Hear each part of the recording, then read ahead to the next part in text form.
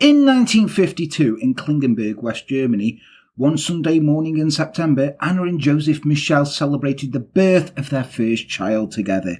24 years later, that child would be dead, the result of the most terrifying and convincing case of demonic possession ever recorded. This is the story of the possession of Anneliese Michel. Welcome to Enter the Dark! I'm a vampire.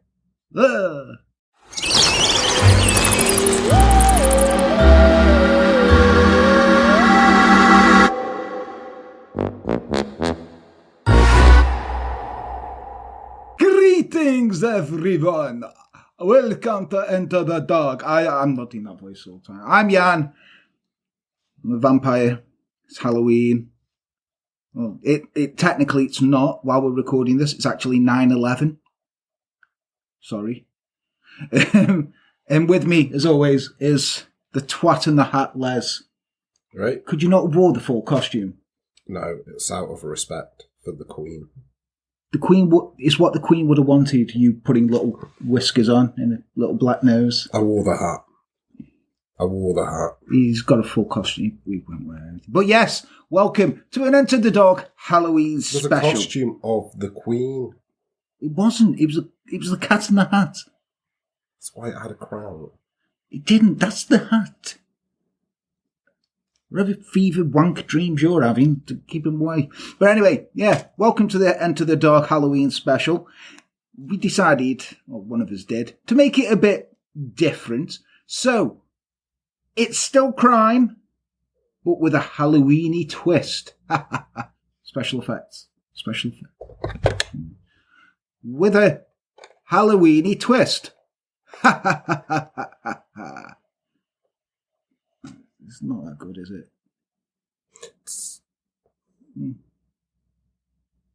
Ah! Yeah. We brought a strobe light. I think they've had enough of their strobe light. Yeah. We'll use it again. We'll use it, yeah. But yeah, this sparingly. Is a case, yeah, because, we don't want you to die while you're watching us.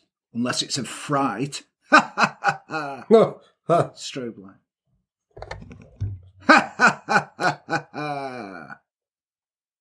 Yeah, there you go. That's quite good. It's got some I'm a horror vibes. If I get it closer. Christopher Lee. Blah. You're feeling a bit fitty. No. Not fitty. No. My self-esteem is low.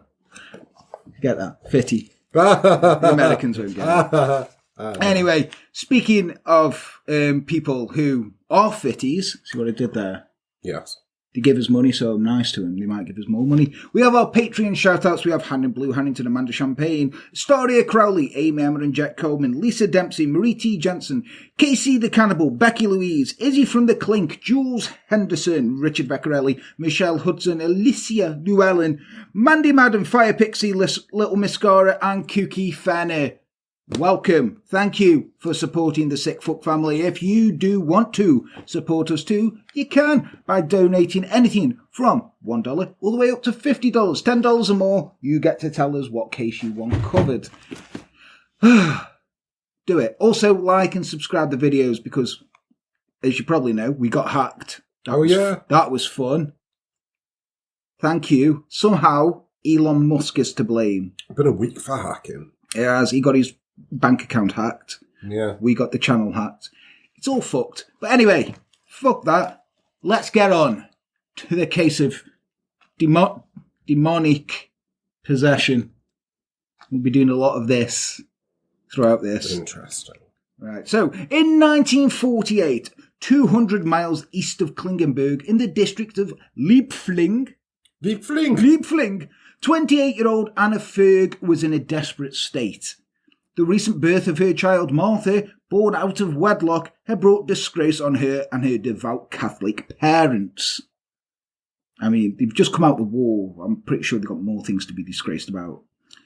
Terrified. I'm just saying, what she's... was she 28? Oh, she was too old for the Hitler Youth. Anyway, terrified that their daughter would no longer be able to marry, Anna's parents spied an opportunity when they were introduced to a young man named Joseph, recently arrived in town on business. because nothing says romance like a travelling businessman named Joseph. Also, how was this a fucking disgrace, right? The Catholic Church, you had a platform of non-involvement during the Holocaust. But, this German girl getting pregnant out of wedlock. Now, that's a disgrace. But apparently, fucking the platform of non-involvement isn't. Sort yourself out. Catholics. Ugh. Anyway, with the help of the Diocese of Würzburg and a few hundred Deutschmarks, the Fergs gifted their daughter to the young man. Joseph and Anna, shrouded in a black veil as a symbol of her disgrace, were married the following year. Oh. Hardly a romantic story, is it? No. Anyway, despite being essentially a case of, at best, people trafficking, the couple were happy and soon settled down in Klingenberg, where Joseph, the head of his family's sawmill business, built them a house on a quiet street overlooking Klingenberg Cemetery, because nothing says romance like a house built by the man you were sold to that overlooks the graves of the dead, some of them probably Nazis.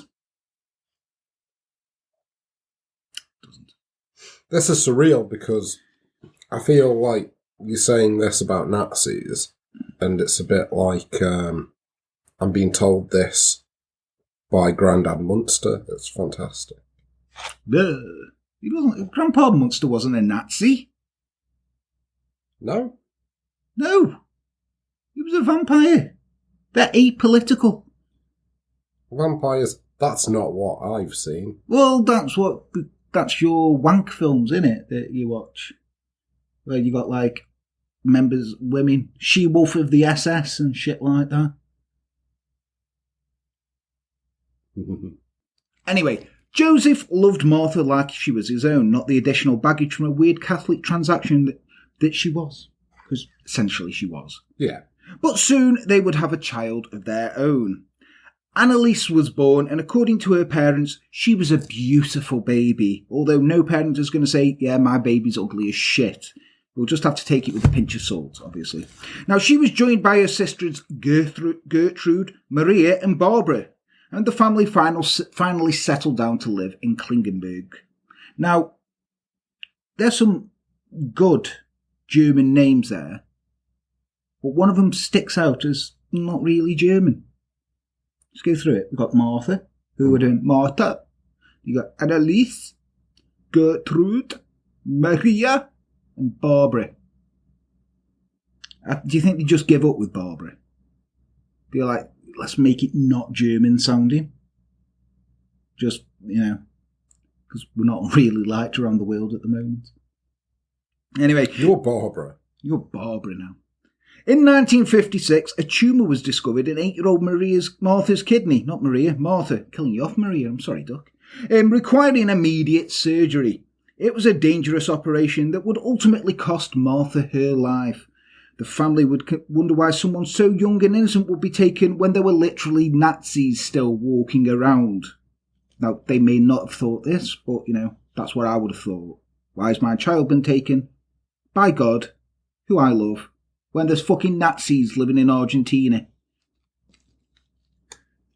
Don't cry for me. This is the part of the story I don't get.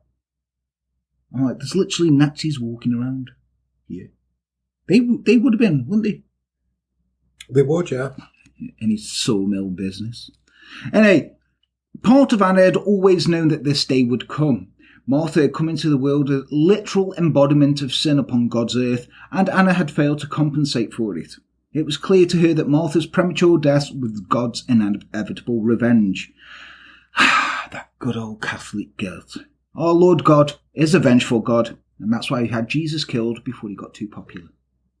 Martha was laid to rest in the cemetery next to the house, albeit hidden away at the back in the ground set aside for suicides and the illegitimate. It's a bit sad, really, isn't it?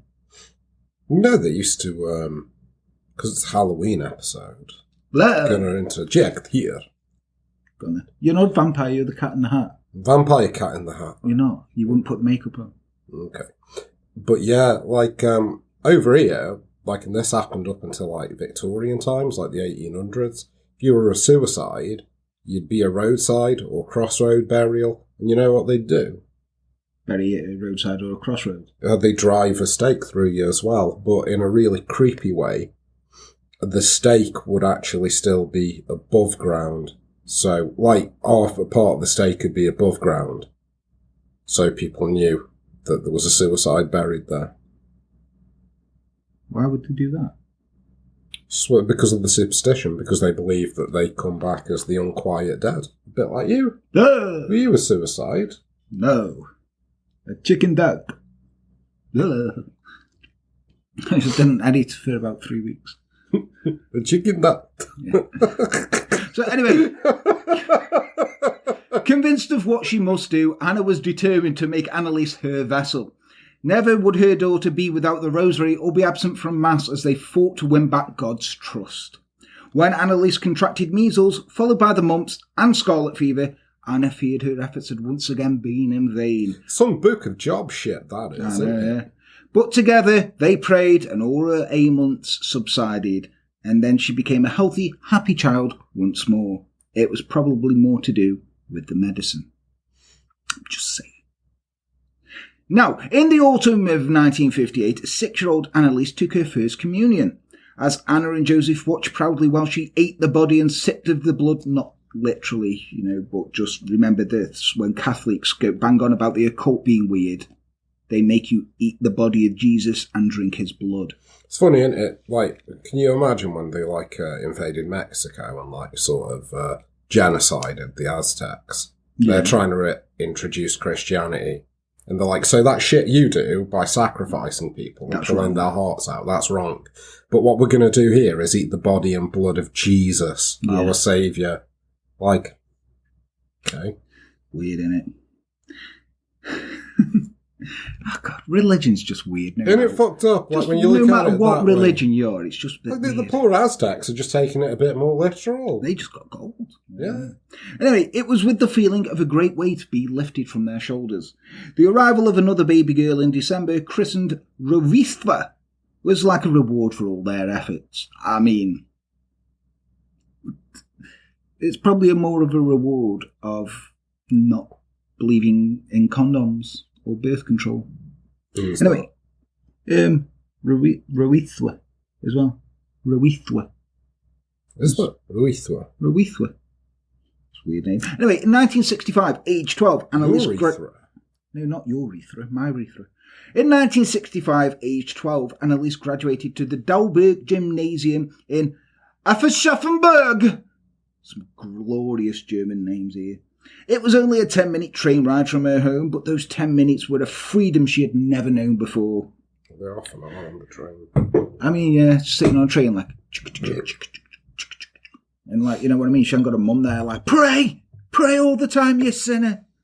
Now, there were new friends to be made, like Maria, who Anneliese regularly laughed and joked on a daily commute with. And over the next few years, there were other changes inside that Anneliese struggled to reconcile with the demands of the scriptures.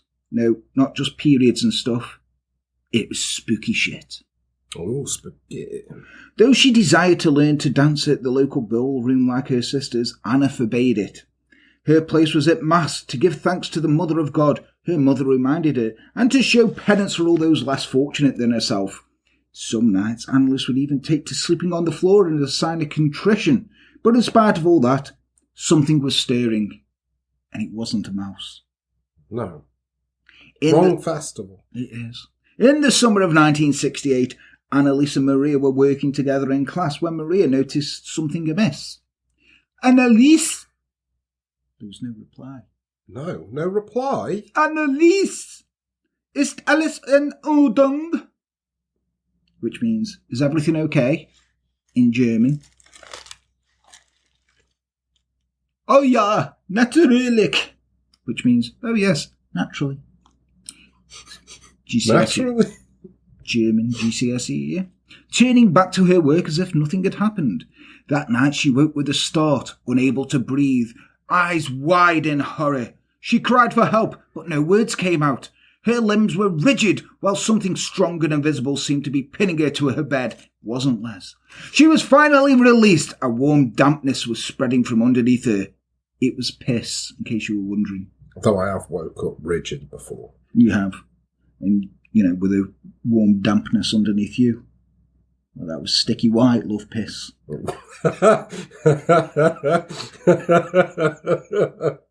Ashamed of pissing the bed, she kept the events of that night to herself. The incident was all but forgotten until a year later when it happened again. Only that time, her screams of terror were heard throughout the house. Helping me. Ist in eine Trouble. Blah.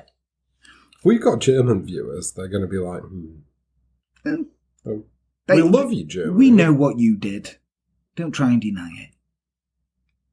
Still love you, thank you. Anyway, the next morning, disturbed by the night's events, Anna accompanied her daughter to see the neurologist, Dr. Siegfried Luthe, who found little wrong with Anneliese but suggested an EEG test in hope of shedding some more light on the cause of her particular seizures. Tell you now, it's epilepsy. I'm not a doctor, and I don't play one on TV, but this is epilepsy. 2 days later, a nervous Anneliese sat in an examination room surrounded by a quiet hum of machinery as a series of small electrodes connected to wires were stuck to her head, but the test found nothing of concern. In February 1969, having also contracted tuberculosis, a devastated Anneliese was taken out of school and sent for treatment at Hochbergskirchlinkenick, Mittelberg, a sanatorium. Now, the sanatorium, located on the southern border of West Germany and Austria, is nestled 1,000 feet high in the Allgäu at the northern tip of the Alps, and the spring turned to summer. Anneliese was making good progress until one night. A throat-ripping scream woke the girls and sent nurses sprinting down the halls to her dorm. It'd be more like like King Diamond kind of. It's a bit like that. Do that again. No, wait. A throat-ripping scream woke the girls and sent nurses sprinting down the hall to her dorm.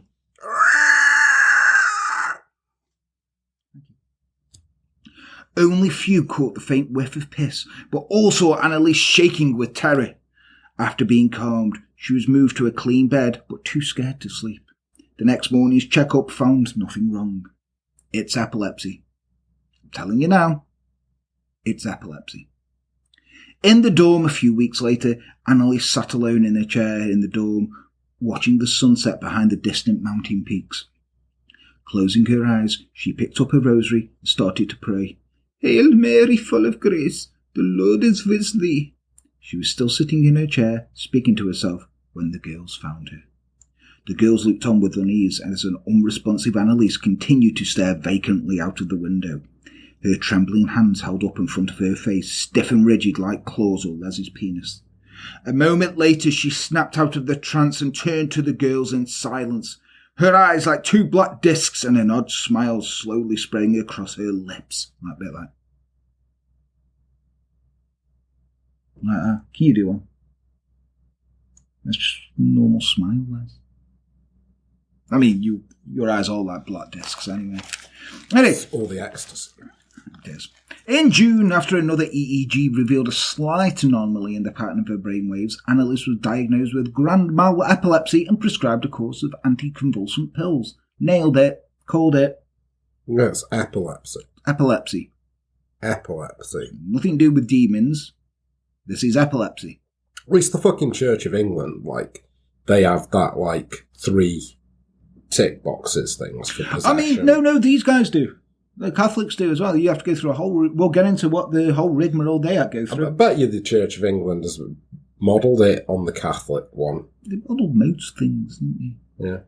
Anyway, a week later, alone in her room, she was again staring out of the window as she passed the rosary beads between her fingers when something strange began to take shape above her. First she saw the misshapen nose, then oddly twisted ears, followed by a hideous mouth of gnashing teeth and a pair of eyes staring directly at her. When she realised this wasn't Barbara Streisand, she really began to be scared. She tried to turn away, but something was stopping her, probably her neck. Finally, she was released, running in terror back to the room, screaming to be left alone. Just teenager, isn't he? Leave me alone. Into my room. You're not my real dad. Anyway, one afternoon when she asked if she'd been suffering any further issues during her time at the hospital, Anneliese said no. Fucking lie. Fearful of what they might do if she told the truth. She was given a clean bill of health, and after nearly 6 months in the sanatorium, she returned home. Gonna say, you should have said, yeah, staring out mountain peaks, saw this fucking face. Also, been pissing myself a lot. And the girls say I smile weird, but I think that's just them being bitches. It's weird, isn't it? Yeah. Later, she took a moment sitting alone in the quiet of her bedroom to feel over her old things. The prayer book with the wildflowers pressed inside. Her badly neglected diary. I mean, you could have took that with you. Not meaning to pick fault here, but it's she left it behind. Yeah, she's like, oh, this is badly neglected. What do you want them to do? Write in it for you? Oh, yeah, she's still crazy. Pissed the bed again last night. Saw her face. Crazy fucking bitch. Yeah, what are you going to do? And the framed picture of Jesus on her wall. Ewan McGregor wasn't born yet. I don't think so. It couldn't have been him. Probably was like, it probably wasn't Jesus. It's probably something like fucking that dude from Starsky and Hutch, David Soul. Elsewhere in the house, her sisters were speaking amongst themselves with concern. Something wasn't quite right with Anneliese, they said. She seemed different. Probably because you put her in a sanitarium for fucking 6 months. And she's seen weird shit. And also, she's coming to terms with her being epileptic and on anticonvulsants. Over the next few years, Anneliese continued to excel at school and, barring a few minor seizures, appeared to be returning to a semblance of normality. In truth, she knew it would only be a matter of time before it came for her again. It.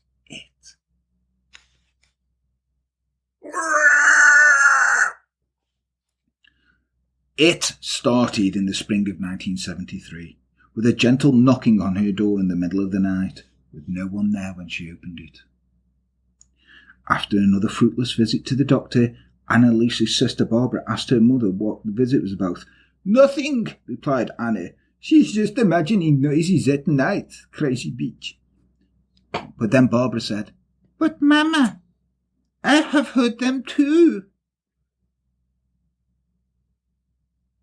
What were the noises? Knocking on the door, I told you.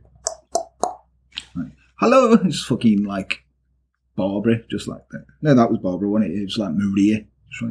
I am playing the games. They're coming to get you, Barbara. Come and join us in her jolly games. In fact, all her sisters had been hearing it, the soft banging coming from somewhere in the house. I'm going to say it was the Joseph and Annie. Mm-hmm. Yeah, Catholics. Sometimes it was in the walls, sometimes it came from under floorboards, and sometimes it came from inside Anneliese's wardrobe. Sometimes it was the neighbours banging back, thinking there was some sort of secret code. One night, unbeknownst to the rest of her family, a now 20-year-old Anneliese awoke in the dark to find a voice speaking to her. "Join us in hell forever," it rasped over and over again. Joseph, alerted by his daughter's anguished screams, found Anneliese writhing in terror with her hands clasped over her ears, begging them to stop. Later that summer... That was a fail, wasn't it? Did you just try to be really cool opening that while I was reading this part of the story? Yeah, and failed. Right, that's... Go. Why did it make the pop but not come up? What a prick. You are a prick. It's true. The twat in the hat. Later that summer, Joseph took Anneliese on a pilgrimage to Italy to visit the garden of Rosa Quattrini Buzzini. That's a made-up name. Is that what it says? Is that what it says? Rosa Quattrini Buzzini. Buzzini? Yeah, she was a recently venerated shrine in the village of San Damiano. When Anneliese... Recently, so no longer. No, it was then. It was a recent then, but it's been done ages ago now. It was right. You recently opened that beer, right? In about 5 hours' time, you wouldn't say, "I recently opened this beer," will you? No. You're like, "That's an old one." What concept aren't you getting with this? I just think they're making shit up. Of course they are, it's Catholics. They make half the shit up. Anyway, when Anneliese neared the garden, she was crippled by a searing pain in her feet, as if they were on fire. And when she next looked up, she was horrified to find the faces of the other pilgrims had turned into wide mouths of sharp, gnashing teeth. Nobody knows if this was actually the faces of demons or just thinly veiled racism. On the coach ride back to Klingenberg, Anneliese ripped a medallion from the neck of Thea Hine, a friend and neighbour who had organised the trip. Joseph apologised profusely for her behaviour and shepherded her back to the seats, trying his best to keep his daughter calm while the rest of the passengers whispered and stared. Some people can be just judgmental. They can. I mean, though, if you've got a medallion on and someone comes up and rips it off you and screaming in your face, you'd be like, I'm going to stare at her. Especially because she was like saying her feet are on fire. And, she pisses the bed. A few days later, Anneliese was back in Dr. Luthie's office. The devil is in me. Luthie shifted uncomfortably in his chair and looked at Anna. What do you mean? He asked. I think it's quite obvious. Don't you? The devil's in it. He has been speaking through me. Who are they? Demons. And these are the ones whose faces you have seen? Yeah. And how do you recognize this is the devil? Don't question him. Person who's saying you've got the devil in him. You're going to get murdered. Anneliese looked to her mother but was unable to reply, realising Luthie would never understand. It was the last time she would mention anything to doctors about gruesome faces or tormenting voices. Probably not a good thing if you're, epileptic and, you're seeing these things. They could change your medication. Yeah. It was September 1973 when Father Ernst Anton Alt... You think he's going to have a cool second name, don't you? Alt. Ernst Alt? Ernst Anton Alt first learned about Anneliese's case. The tall and shortly bearded Alt, although relatively young at 35, was considered deeply thoughtful and intelligent by his peers, and he listened with great concern as Father Karl Roth recounted the meeting he had just attended concerning a possible case of demonic possession. Well, they put it here. It's demonic molestation.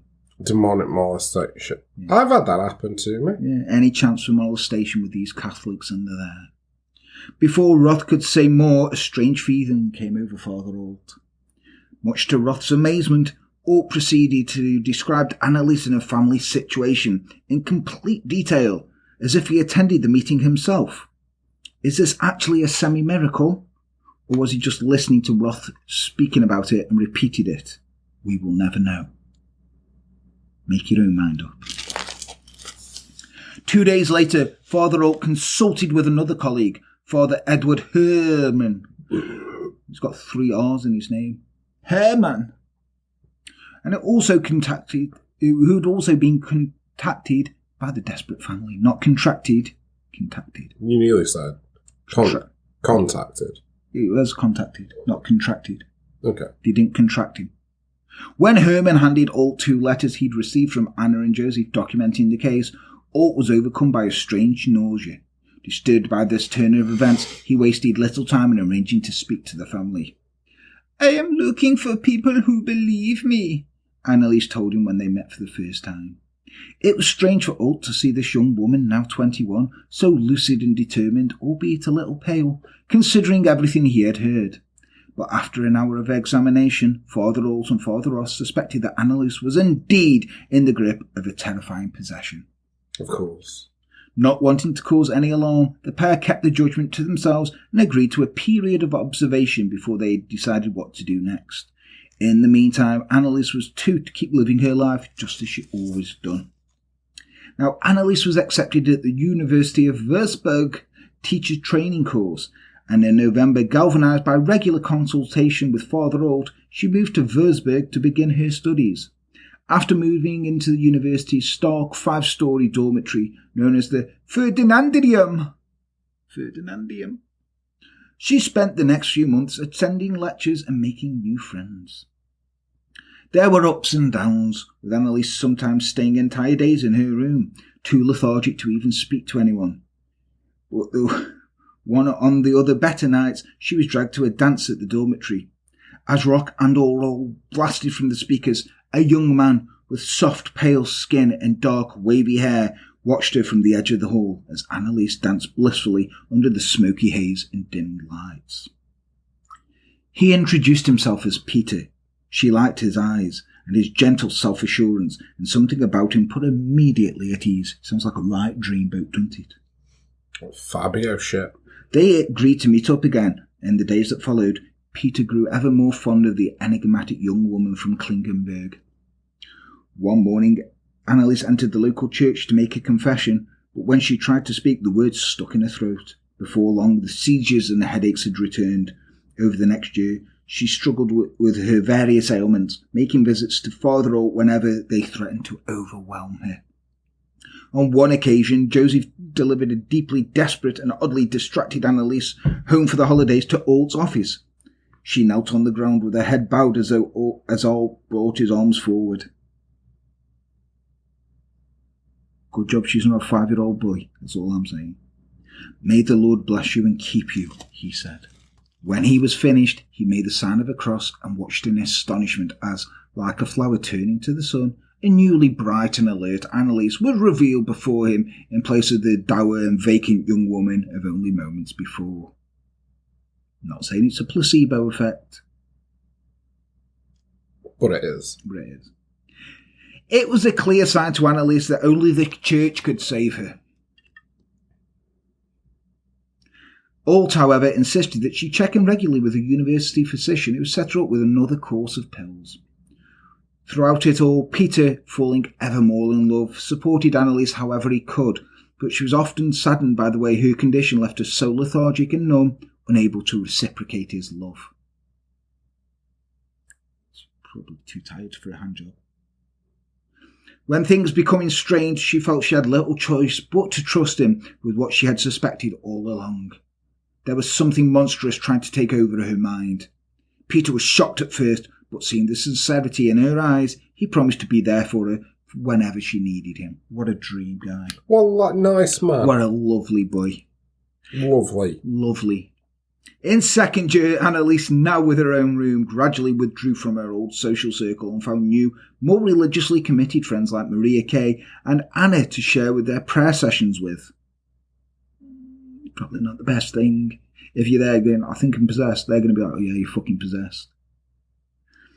After Holt's latest intervention, the seizures seemed to have all but cleared up, and by early 1975, the voices and faces had been banished.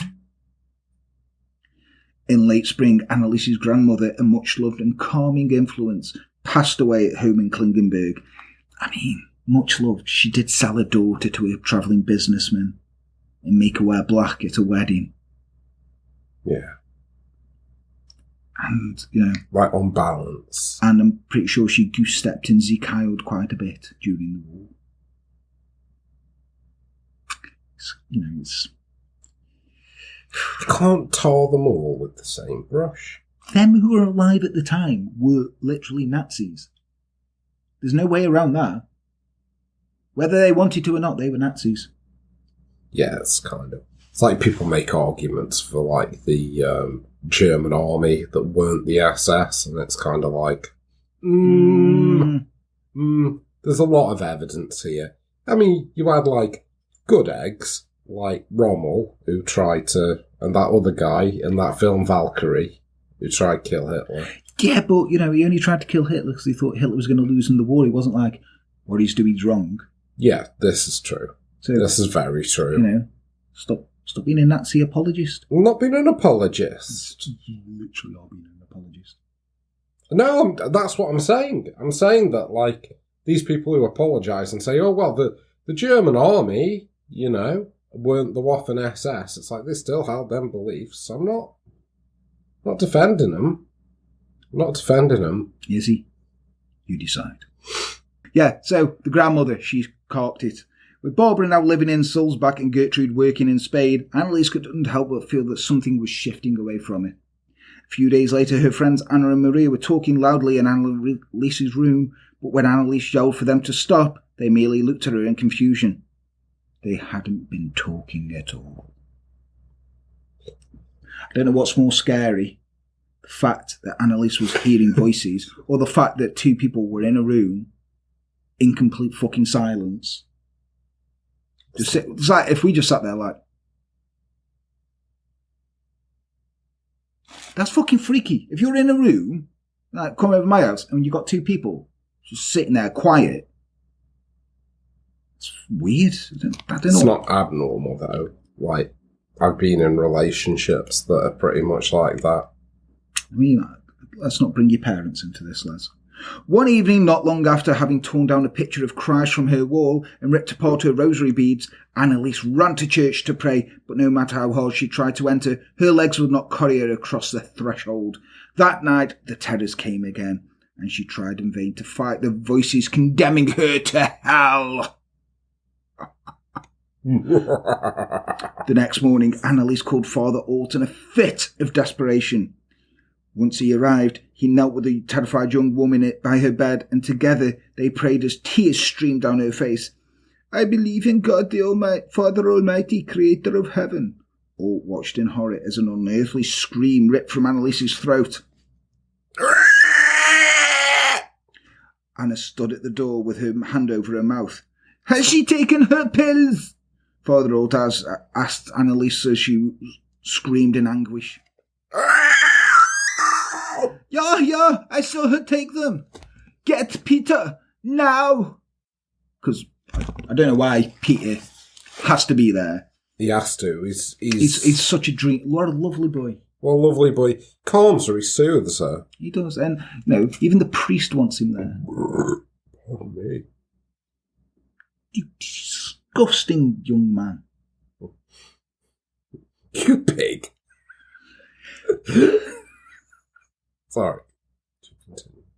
Next, Alt made the sign of the cross and quickly and quietly uttered the solemn blessing. Anneliese's breath slowed until she was finally stilled. After a moment of calm, Alt collected himself before placing his hand on her head. I, Father Ernst Alt, minister of Christ and the Church, in the name of Jesus Christ, command you, unclean spirit, if you lie hidden in the body of this woman created by God. Father Alt felt a movement under his hand. Slowly, Anneliese lifted her head to reveal an unrecognisably hideous face twisted in anger. Her body contorted and writhed under Alt's hand as he struggled to compose himself and continue with the words. He was probably used to it being a small boy. Anneliese grabbed at her rosary and ripped it to shreds before throwing it across the room.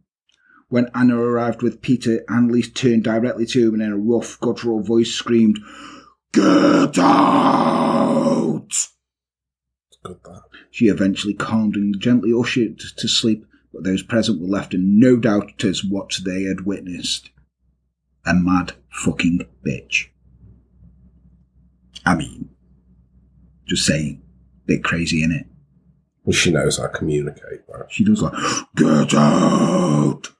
Amazing. That summer, as Anneliese drifted between a complete lack of sense and her lucid self, she and Peter agreed that whenever she stiffened up or disappeared into a trance, he should look her in the eyes to see if she was still present. If she moved them, he would know that it was her inside, which meant, under no circumstances, should Peter try to get inside as well, because it's a bit crowded. In mid-July, when Anneliese was having returned home, Father Roth received a phone call at his office, and he was surprised to find a trembling voice of Joseph Michel on the other end of their line. Having been unable to get hold of Father Alt, Joseph begged Roth to help as his daughter's terrifying screams could be heard in the background. When Roth arrived at the house a few hours later, he was overwhelmed by a foul stench as if something putrid had been set on fire. Joseph led him through the kitchen where his smell intensified. Anneliese stood stiff in the middle of the room as if she was in a deep trance. Okay. Without warning, she ran towards Roth, who only had time to stumble backwards before she stopped, sudden and rigid, and no more than a metre away. She regarded his face for a moment before flinging herself backwards towards the other side of the room. The putrid smell intensified, and this was because the priest had shit himself. David Lee Roth had shit himself. Yeah, man. Tight trousers and he's jumping doing the splits. He's going to slip out in it. Together. Might as well jump. Jump. Do, do. Together, Roth and Alt took their findings to Bishop Joseph Stangl, who granted permission to attempt a small exorcism. A small? Yeah, which... We'll just do a small one. It's a small exorcism, which I can only imagine doesn't use the good Bibles, little to no holy water, and a distinct lack of schnitzel.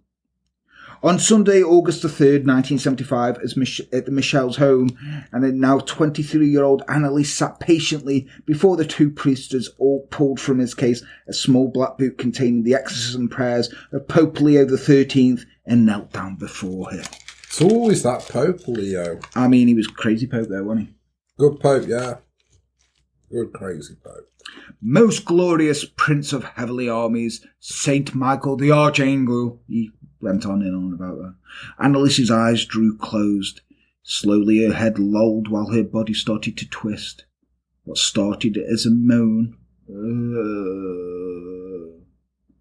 grew steadily into a full-on growl. Defend us in our battle against principalities and powers, continued Alt. Stop! It's burning my arms! She shrieked. The priest continued. Against the rulers of this world of darkness, against the spirits of wickedness in high places. Without warning, Anneliese lurched forward, trying to knock the prayer book from Alt's grasp, but she was restrained by Joseph and Anna. Alt and Roth had seen enough. While the family waited for the church to decide what to do next, Joseph and Anna struggled to keep the worst of it at bay with prayers and the rosary, but nothing seemed to work. They'd literally tried nothing and had run out of ideas. Yeah. Maybe call a doctor.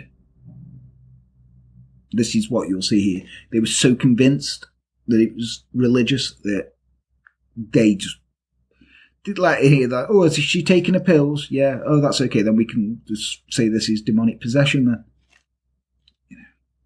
One morning, Anna found Anneliese in her bedroom, gasping for air as an invisible force appeared to be shoving her face down against the floor. But any attempt to pull her up or straighten her out resulted only in a terrifying, choking fit that Joseph couldn't bear to watch. Pussy.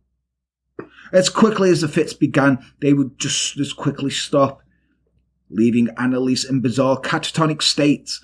When the hot summer days reached their peak, she tore at her clothes and ran naked through the house in a desperate attempt to cool down. I mean, we've all been there. Yeah. It was really hot here. And the Americans were like, oh, it's that hot. We don't have air conditioning. Our houses are built to keep the heat in. And also, we like to moan about the weather quite a bit. It's humid. It's like it's a very sort of damp heat. Yeah, sticky. Puthery. Puthering today, it says. Puthering. Yeah. Anyway, at night, having moved into the attic, she could be heard running about the room, accompanied by endless slew of blood-curdling screams. Another morning, Anna found Anneliese staring at a spider as it made its way across the floor. Before she had time to intervene, the young woman put it in her mouth, swallowing it whole. No. I mean, saying that this girl died of malnutrition. Maybe she was eating it because she was hungry. Just saying. She sensed clouds of flies amassing around her while strange, distorted creatures scuttled about in the shadows. All religious iconography was torn from the walls and smashed to pieces. At one point, with Father Alt on holiday... Yeah, you fuck off on holiday. Yeah. It's like, oh, this poor girl who relies on me. He's like, I'm going on holiday. You can see your dad in Argentina. Come on. Yeah, anyway, so he was on holiday. A Jesuit priest and exorcism specialist, Father Adolf Rodovic, was sent for. He arrived to find Anneliese lying on the kitchen floor in a trance with small open wounds on her hands and feet that Anneliese claimed appeared one morning without reason. After shepherding Anneliese to the sofa, Rodovic confirmed to Anna and Joseph that a force of immense evil had possessed their daughter. Rodovic took hold of Anneliese's hands and in a clear, assertive voice said, "What is your name?" Probably because he didn't know who she was. Her head lolled to the side. "I am Judas," she replied in a low... Oh, they always do that. Always with the Judas. She replied in a low, unfamiliar tone. I too know the pain of having an unfortunate first name, I imagine the priest thought to himself. Because his name's Adolf. Yeah. That one's Judas. Then Anneliese opened her eyes and looked at Roderick as if for the first time. Because it probably was for the first time. Because she was having a fit. And then she's come to him like, who's this fucking Jesuit priest here? It's like, hi, my name's Adolf. Oh, mate. Never thought about changing that lately. Not a popular name nowadays, is it? Anyway, the church agreed unanimously to proceed with a full exorcism before it was too late. Not a small one. No, not a small one. But now, with Father All now living 100 kilometres away in Ethelben and unable to commit fully to the task, this guy just didn't give a shit, did he? He's like, I'm going on holiday and I'm moving house and fuck that chick.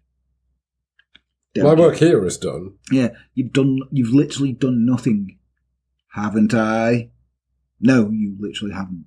You've done nothing. So the task fell to a much respected Father Arnold Renz of the Salvation Monastery in Rukshepech to lead the ritual at 4 p.m. on... You disgusting man. I know this is Halloween and everything, but come on. It's the demons. It's not the demons. It's your beer. The demon of drink! You're battling your own demons. At 4 p.m. on September 24th, Renz arrived at the Michel household to begin the blessed exorcism rite of Rituale Romanum. You know, the exorcism. Yeah. It's really cool when you say it online. Anna and Joseph had prepared a room upstairs at the back, lest the sound of Anneliese's screams draw any more concern from their neighbours. Renz entered the room to find Anneliese waiting patiently for him on a wooden chair. Seated around her were Anna and Joseph, with her sisters Barbara and Ruiswa, and the ever-dependable Peter, who was stuck with Anneliese through it all. What a guy. What a guy. You missed what I just did. No, I saw what you did, but I'm in the flow. No, I'm actually doing the story that people have tuned in for, not watching some prick in a hat opening bottles of beer, which he failed at last time. It's true. But there's definitely people tuning in to watch a prick in a hat drinking beer. I mean, most people just want to hear you thinly veiled racism. It's true. And you've heard it. Anyway, Thea Hine and her husband completed the congregation as Thea probably wanted to see the little bitch suffer after tearing off her medallion and ruining a perfectly good trip to Italy. Yeah. I mean, it's like us getting Blackpool and some kid just like fucking screaming all the time, innit? To the left was a makeshift altar laid with a white embroidered cloth on which she placed a crucifix bearing a statue of Christ, along with framed pictures of the Virgin Mary, the Archangel Michael, Father Pio of San Damiano, David Essex, and the Sacred Heart of Jesus. One of those things wasn't there. The actual Sacred Heart of Jesus. There's a picture. Just the heart. Yeah. Bit morbid, isn't it? Yeah, but one of those things wasn't really on the altar. Can you guess which one? Go through them again. Crucifix statue bearing Christ, along framed pictures of the Virgin Mary, Archangel Michael, Father Pio St. Damiano, David Essex, and the Sacred Heart of Jesus. I'm going to say St. Michael, the Archangel. Yeah, he wasn't there. David Essex was instead. Yeah, exactly. Because you need David Essex. You can. Do you know why? He's exceedingly holy as David Essex. Because, unlike Father Renz, he didn't give up on her baby. Don't give up on us, baby. Don't make me sad. Oh, literally everyone here now is watching it. Who the fuck is David Essex? I mean, David Essex is old for us. Jesus. Anyway, the group watched in anxious silence as Father Renz, in his white and black robes, laid his briefcase on a side table and removed the purple stole before placing it solemnly around his shoulders. Next, he took out a vial of holy water and relics of Pope Pius X and St. Vincent and fragments of the cross. With great trepidation, Renz shared a solemn look with Alt before turning back to Anneliese. He was like this. This shit's not going to work. It's not even real. Splinters of the cross. Holding his Bible in one hand, Renz made the sign of the cross with the other, then took the vial of holy water and flicked it lightly over the nervous congregation. When he came to Anneliese, the touch of water caused her to jerk and growl in pain. Louise's eyes were widened in horror as Barbara squeezed her hand. After a brief pause, Renz dropped down to his knees. Lord have mercy. Lord have mercy, they murmured in reply, as if you'd been to any sort of church. Like, may peace be with you, and also with you. It's the most depressing thing, isn't it? That's why, like, if you go to, like, them gospel things, they fucking know how to pray. Yeah. Clapping their hands and singing and shit. It's disgusting. As Renz proceeded with the litany of saints, a strange moan escaped Anneliese's mouth as the body became more and more restless. It was like, oh, shut the fuck up with the saints. St. Luke, St. Mark. Anneliese thrust forward, her legs kicking out violently. Herr Hein rushed towards her, and together with Peter, what a guy, and Joseph, they forced the young woman back down into her seat. She growled, thrashing wildly as the three men struggled to hold her down, her teeth gnashing as trying to bite their skin. I commend you, continued Renz, unclean spirit, whoever you are, along with all your minions now attacking the servant of God. A monstrous scream erupted from deep in Anneliese's throat. Stop with that shit, she cried. Anna gasped, struggled to hold back all the tears as all in the room stared in terrified amazement. Renz placed his hands on Anneliese's head and continued to growl and squirm. They shall lay their hand upon the sick, and all will be well with them. Another flick of holy water had Anneliese howling again in pain. Put that shit away, she yelled. Emboldened by the father's words, the congregation broke into gentle song. Gloria Patri et Filio et Spiritus Sancto, they sang. Anneliese cried out at the sound of every word as if they were being carried to her on waves of fire, a damning indictment of their singing talent.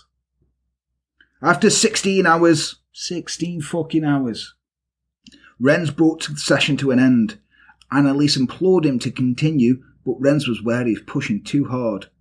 It's been fucking 16 hours. How can you make that all last 16 hours? There must have been a bit of rinse repeat. It must have been. And insisted they finish for the night, realising that their long road lay ahead. The long road? After 16 hours? Oh, yeah, man. Over the next month, Father Renz and others would gather 8 times in that little room at the back of the house, occasionally breaking for tea and cake during the more exhausting sessions. At least they're having something to eat. Anneliese isn't, saying that she died of malnutrition. At least they're having tea and cake. Not a strudel. It probably was a strudel, wasn't it? You know. Anyway, I hope there was a strudel. I like a strudel. Strudel's good. Anyway, often Anneliese would return to her normal self, her mind lucid and clear, only to be taken over again by the dark spirits and their wretched voices. Alt tested Anneliese by switching languages, questioning the voices in Dutch or Latin, but each time the voices seemed to understand. During one session, she again developed wounds on each of her hands and feet, the marks of stigmata, according to Renz. Oh, they're throwing everything in there now, aren't they? You ready for this? After weeks of interrogation, Anneliese's tormentors finally revealed their names as... You ready for this? Nero, Cain, Lucifer, Judas, and Hitler. Seriously, Hitler? Hitler. I mean, we all know Hitler's having a pineapple shoved up his arse because we've seen Little Nicky. But I don't think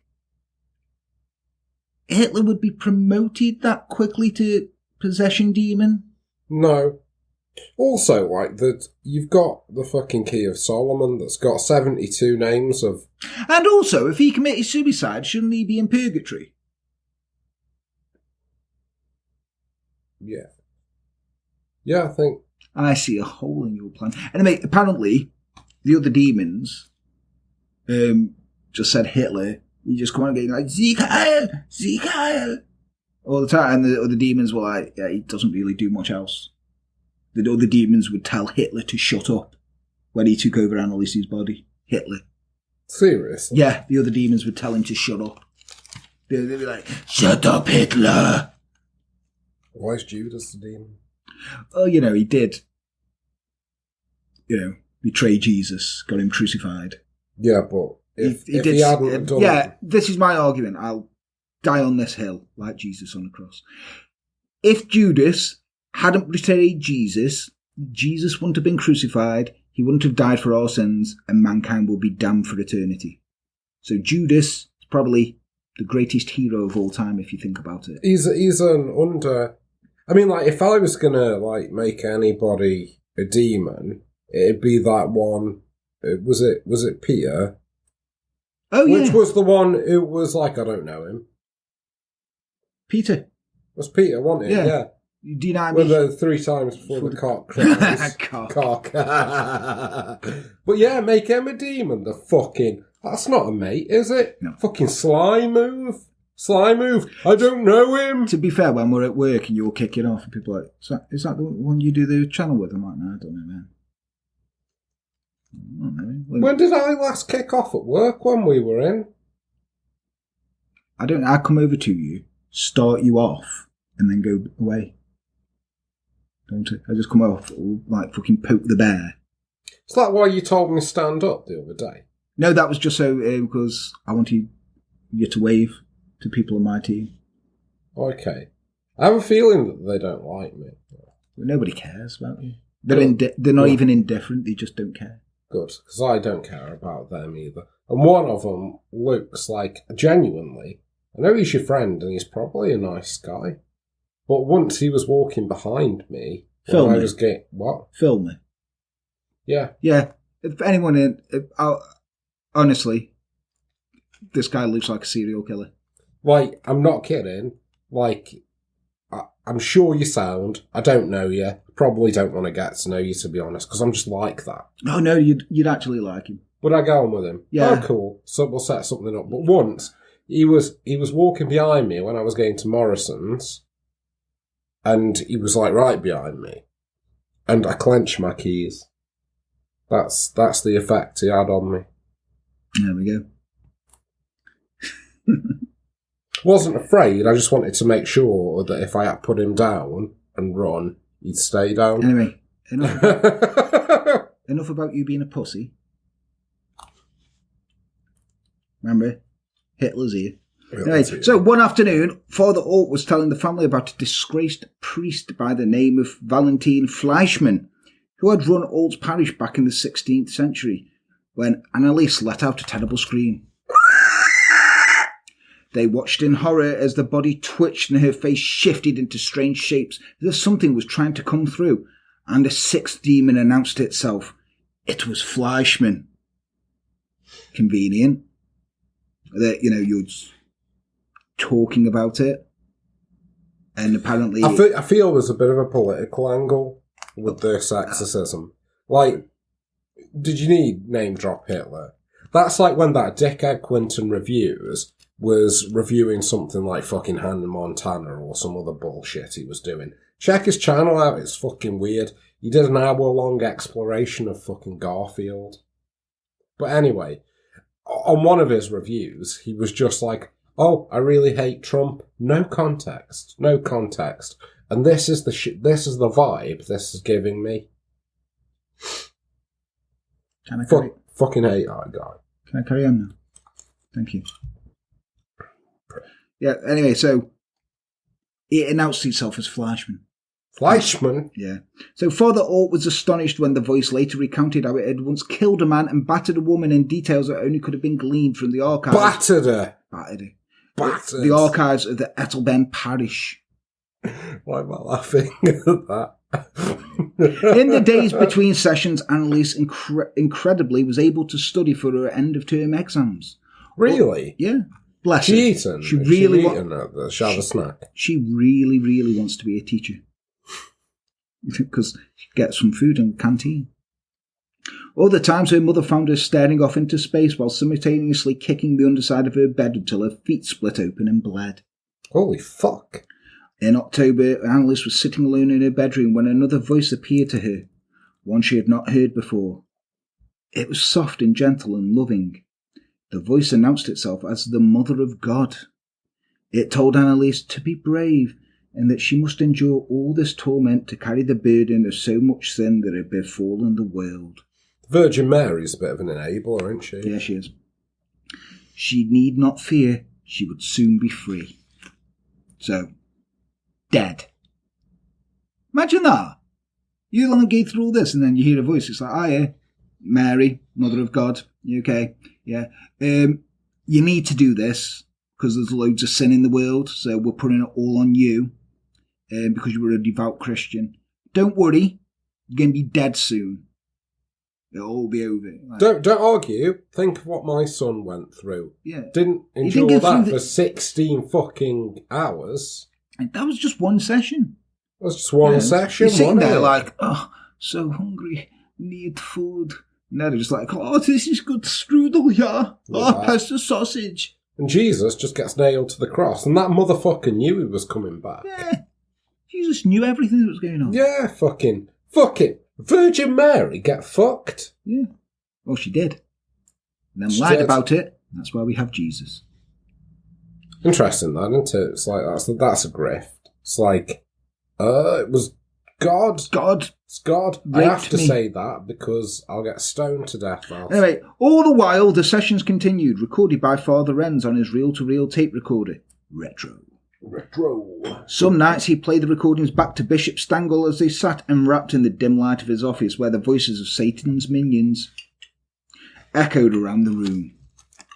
On October 29th, the voices delivered an unexpected message. They would all leave on All Hallows Eve.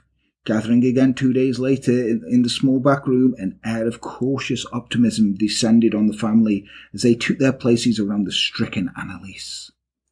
In the name of the Holy Trinity, in the name of the Father, the Son, and the Holy Ghost, I command you to go out and never return, repeated Father Renz. A splash of blessed water, followed by Anneliese's agonizing screams. But the voices refused to appear until finally one of them gurgled up. Who are you? Asked Renz. Are you Fleischmann? Asked Alt. Yeah. Immediately with the Fleischmann, with this dude. Yeah, he had beef, didn't he? He did. This was in the 16th century, so he'd never met the guy. But that fucking Fleischmann. So he was like, are you Fleischmann? And the voice went, yes. I have to go now. He's like, into hell? Demanded Alt. Yes. Where did you think it was going to go? Fucking Tesco? So I have to go now. Why? I've left something on the stove. I will be back soon. Because he's going to go to hell. He's one of Satan's minions. Fucking idiot. Anneliese retched violently and doubled over, shrieking before a swift growl of, Hail Mary, full of grace, was heard and the room felt completely still. Renz was the first to speak. Fleischmann is gone. Now's the turn of the others. Hitler, Cain, and then Nero all took their leave, accompanied by horrific screams,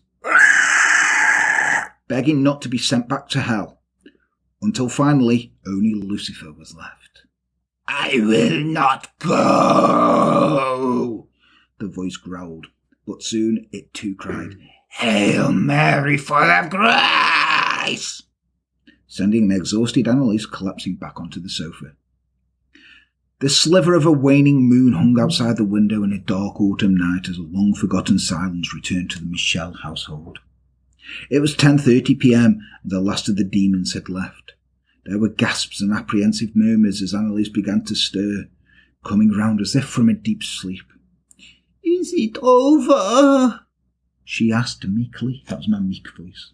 It's a very good meek voice. The congregation wept with joy and broke into song, the elated voices rising as a majestic euphoria flooded the room. So much so, they didn't hear it, the shallow gurgle snaking through the gentle choral melodies, turning into another horrifying scream.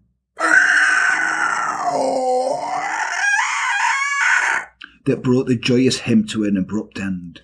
That one popped my fucking ear. Good. They turned in terror towards Anneliese, sitting up on the sofa again, strange smile playing about her face. "But I am not out yet," came a cross voice. "And your singing still fucking sucks." Was this Hitler? I imagine it said. No, we'll get to that, who it was. Anyway, why is Nero a bad demon? Nero? Yeah. Because he really persecuted the Christians. Oh. Like, there was allegedly, I mean, he's not going to fucking... I don't think anyone from the Roman Empire is going to sue you, Les.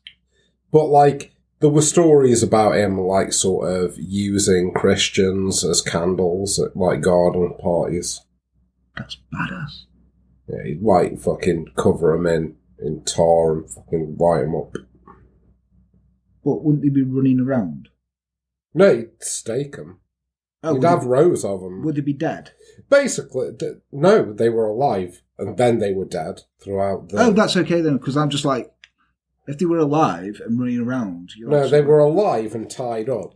Do you know, like, you put them things, like, if you have a garden party, you, like, stick them in the ground, what are they called? Oh, tiki torches. Tiki torches. Like, if you're a white supremacist, you go and buy tiki torches. Basically, he'd make Christian tiki torches.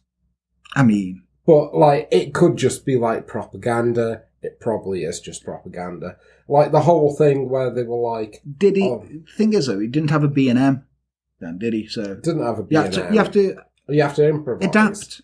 Well, he seemed to improvise quite well, because they go on about how, like, Rome was burning, probably from a neglected Christian tiki light.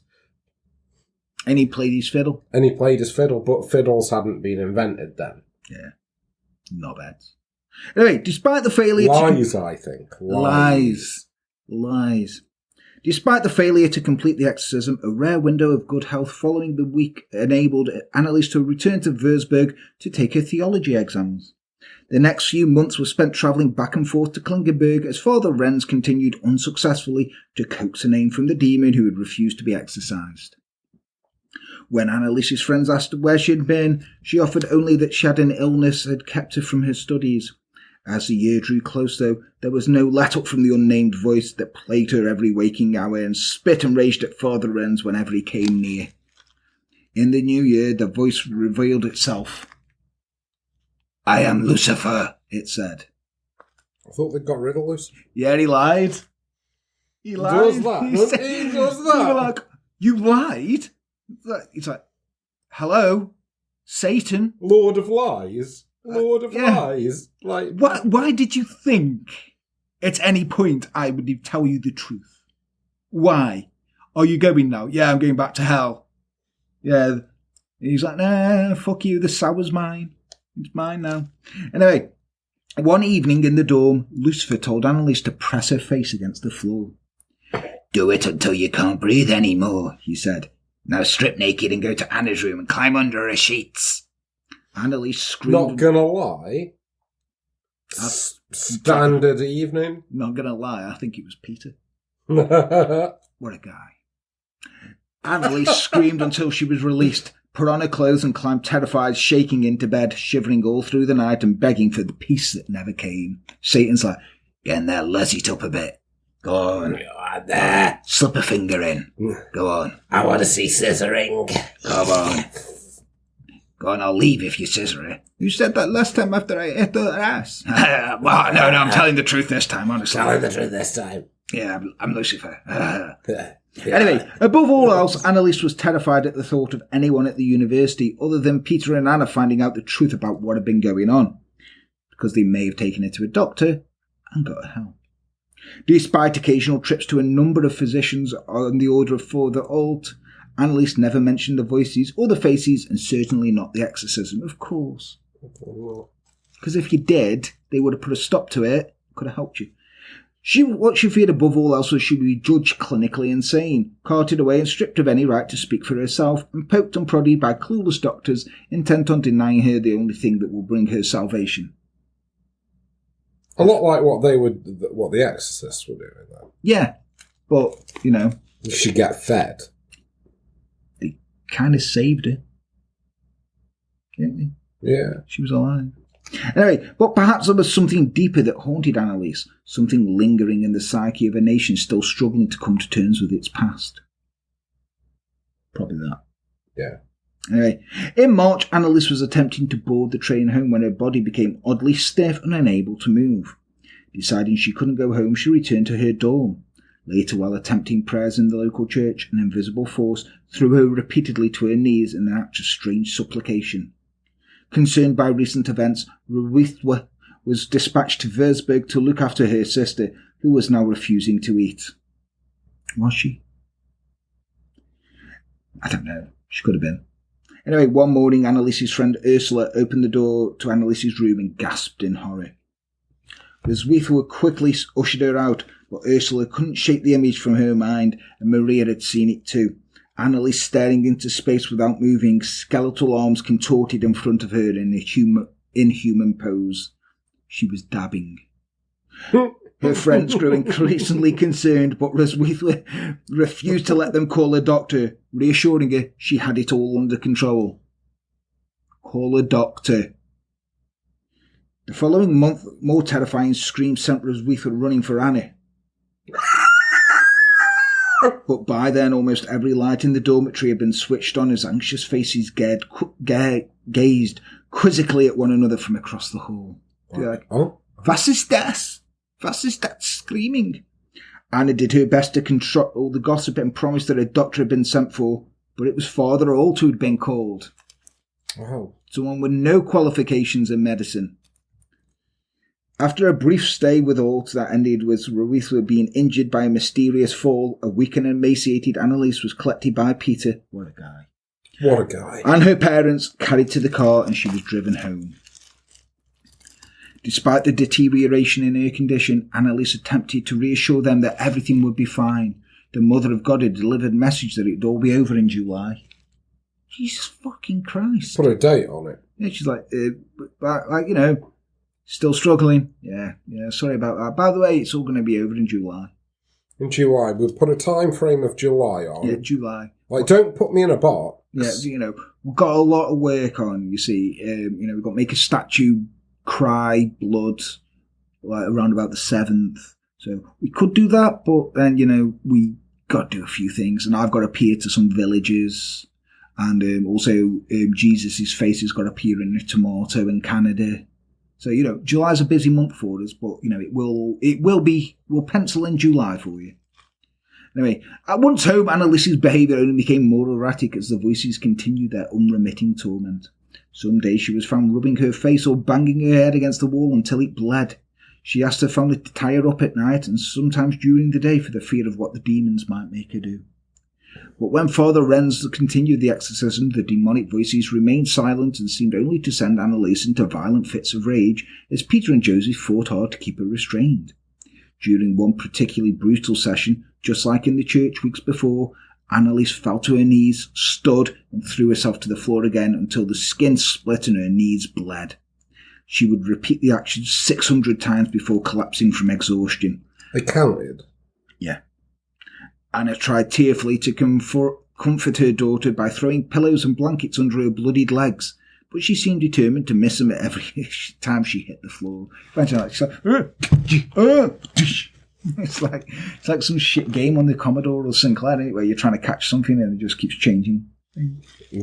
Directions. She'd run out of pillows and she's just like throwing blankets everywhere. Oh, bless.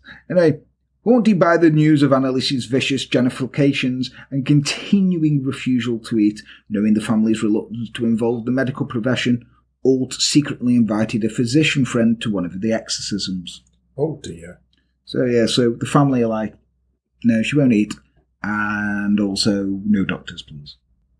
Of course. So like the priest is at least like, yeah, we need a doctor here. But the family said no.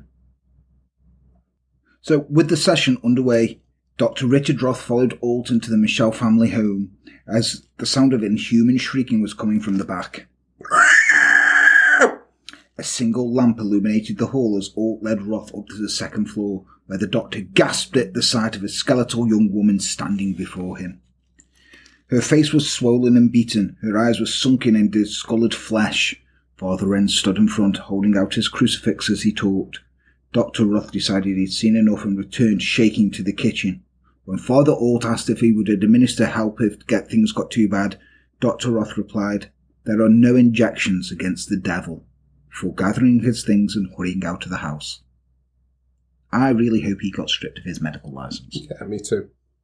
When Alt returned a few days later, Anneliese told him with fading light in her eyes that she feared it would still get worse before it got better. She reminded him that he mustn't be afraid, as all would be well in July, just as the Mother of God had deemed it. Father Alt noticed that one of Anneliese's teeth had been chipped. When he left, he noticed a peculiar mouth-shaped dent in the wall, and a glass panel appeared to be missing from one of the doors. It was a mouth-shaped dent. Yeah. That's some Acme fucking shit, that is. Fuck. It was Anneliese, Joseph informed him. She'd run into the wall headfirst. Another 5 exorcisms took place before June the 30th, but she's fucking like, thank God it's July tomorrow. When a thick summer heat, Wrens arrived at the Michel household for what would be the 67th session since he had started in 1975. So that's still the big exorcism? Yeah, so 67 exorcisms. And Lucifer's still like, yeah, I'm not going. Staying here. I mean, it is Lucifer. He's like...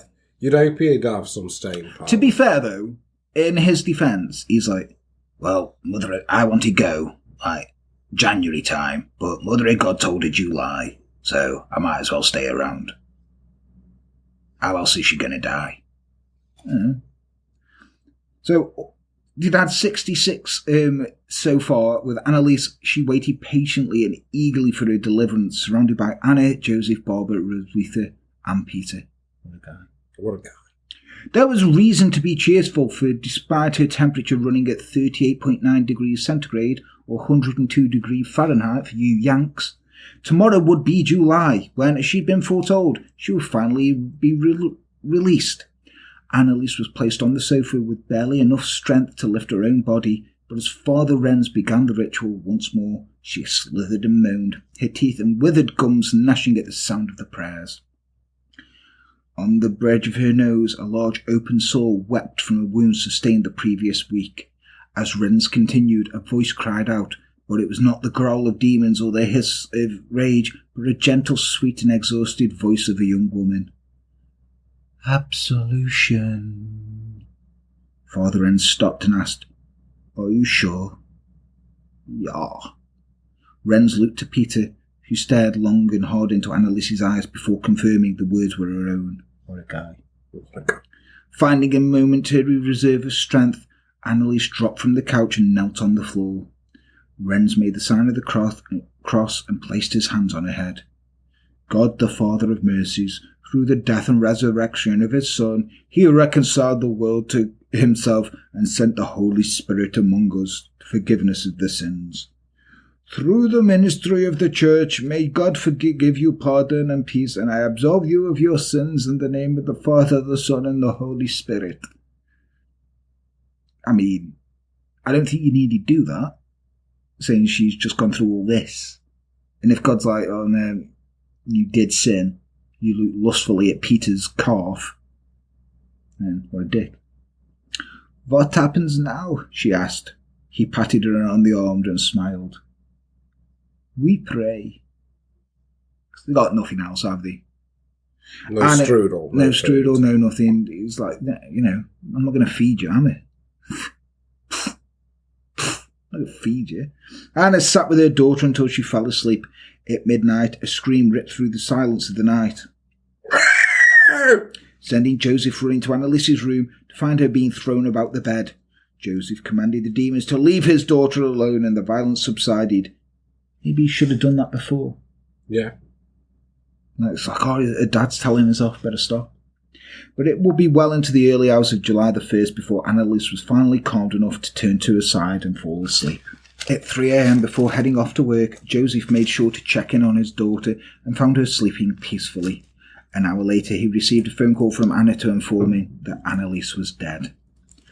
I mean, they didn't fuck around with that July thing, did they? No, they didn't. They really didn't, did they? An autopsy on her body found all her inner organs were healthy, including the brain, with no damage that could have been caused that have caused any epileptic seizures.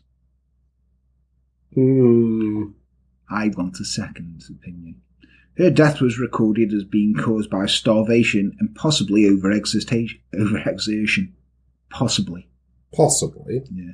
The report also noted that her pupils were unusually dilated and she had none of the bed sores or ulcerations of the skin associated with starvation.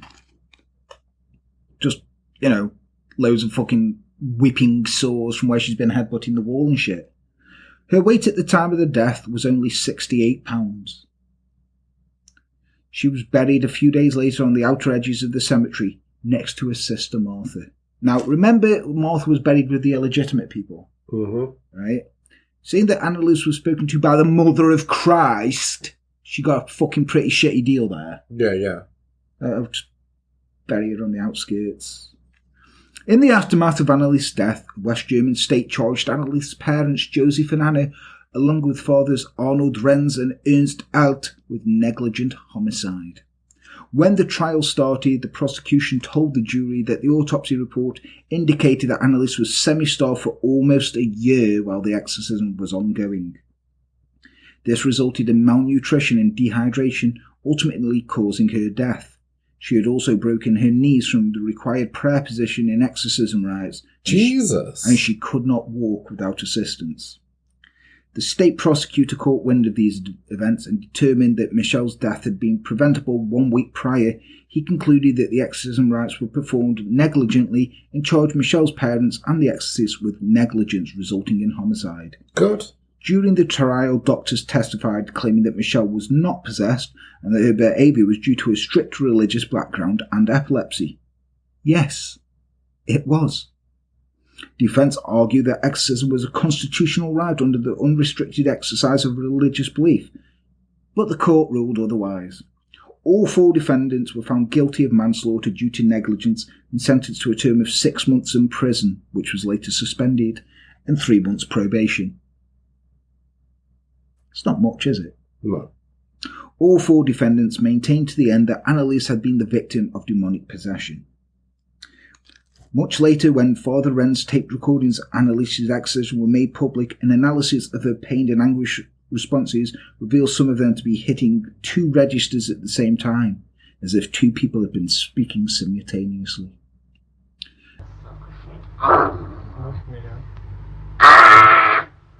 Die müssen als Priester erkennbar sein.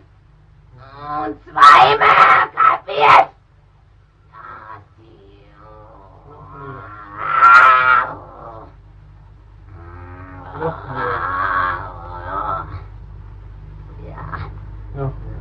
Heiraten dürfen sie auch nicht. Ein Auftrag von dir.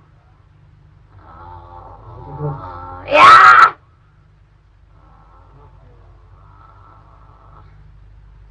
According to some scholars, Anneliese Michel's unfortunate ordeal was a case of misidentification of mental illness. Steadfast believers have disagreed with this, even turning Michel's gravestone into a place of pilgrimage. In 2013, a fire broke out at Anneliese Michel's previous place of residence. Authorities stated that it was a case of arson, but locals attributed it to the exorcism. And thus ends the ballad of the possession of Anneliese Michel. Now, if you're thinking that sounds familiar, and you've watched a film called The Exorcism of Emily Rose, I was going to say, because it's based on that. But yeah, bit of a spooky one for Halloween. It had crime in, because, they went court. And it was court, as Creed said, court is in session.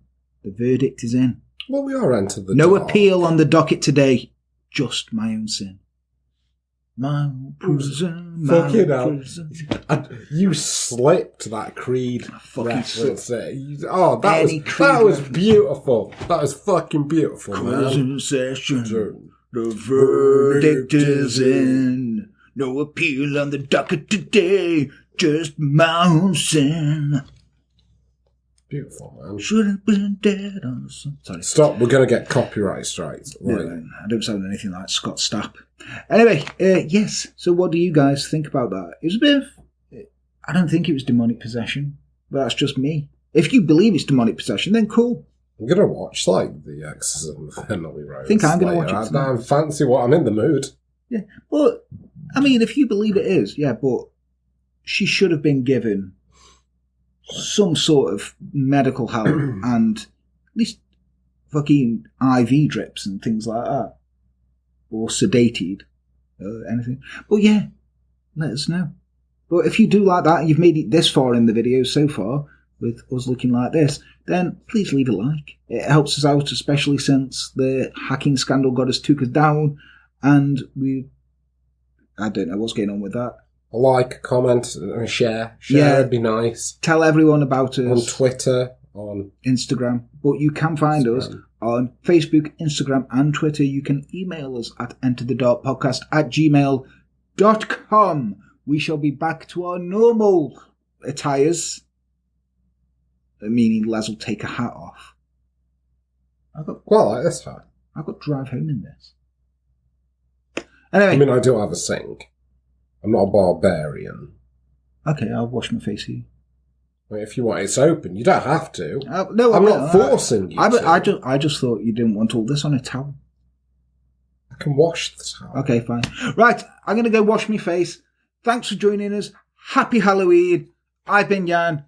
He's been Les. Take care. Bye-bye. Bye.